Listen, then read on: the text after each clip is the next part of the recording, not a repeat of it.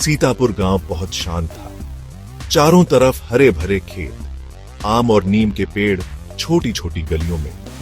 गांव वाले सीधी सादी जिंदगी जीते थे, खूब मेहनत करते थे, साथ मिलकर पूजा करते थे, साथ मिलकर खुशियां मनाते थे। लेकिन एक अंधेरा धीरे धीरे फैल रहा था।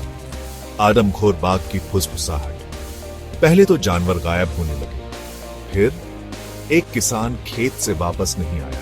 सीतापुर में डर फैल गया। गांव का मुखिया रामलाल नाम का एक समझदार बुजुर्ग गांव वालों को शांत करने की कोशिश कर रहा था। उसने उन्हें भरोसा दिलाया कि कोई ना कोई हल निकलेगा। लेकिन मन ही मन वह भी परेशान था। वह जानता था कि जंगल में बहुत राज छुपे हैं और कुछ राज शायद ऐसे थे जिन्हें छेड़ना ही नहीं चाहिए।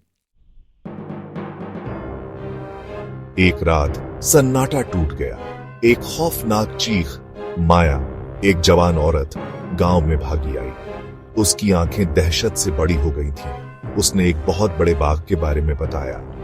उसने उसके पति राजू पर हमला किया था जब वो खेत से लौट रहा था। गांव वाले दौड़कर उस जगह गए। उन्हें राजू की फटी धोती मिली। जमीन पर खून के धब्बे थे। बाघ के पंजे बहुत बड़े थे। इतने बड़े पंजे उन्होंने पहले कभी नहीं देखे थे। आग की तरह दहशत फैल गई। ये कोई मामूली जानवर नहीं था, ये एक राक्षस था। गांव वाले डर के साए में जी रहे थे। उन्होंने अपने बच्चों को बाहर भेजना बंद कर दिया। मर्द भी खेतों में जाने से हिचकिचा रहे थे। रामलाल जानता था कि उन्हें जल्दी कुछ करना होगा। उसने पास के शहर में मदद के लिए खबर भेजी। दिन रात में बदलते गए। हर रात डर से भरी हुई। किसी को नींद नहीं आ रही थी। बाघ का कहीं पता नहीं था। ऐसा लग रहा था जैसे वो उनकी हर हरकत जानता हो और जब वो बिल्कुल उम्मीद नहीं करते तब हमला करता। गांव वाले परेशान हो चुके थे।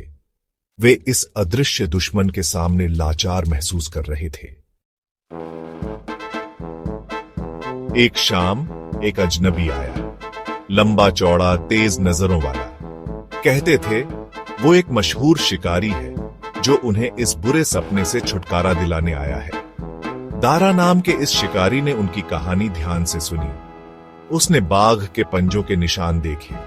उसके चेहरे पर एक गंभीर भाव आ गया। उस रात दारा अकेले जंगल में गया। उसने एक बकरी को एक पेड़ से बांध दिया। राक्षस के लिए एक जाल। घंटे बीतते गए। गांव वाले इंतजार कर रहे थे। उनकी धड़कनें तेज हो रही थीं। भोर होने से ठीक पहले एक भयानक दहाड़ गांव में गूंजी। फिर सन्नाटा। क्या दारा कामयाब हो गया या वो भी आदमखोर का शिकार बन गया?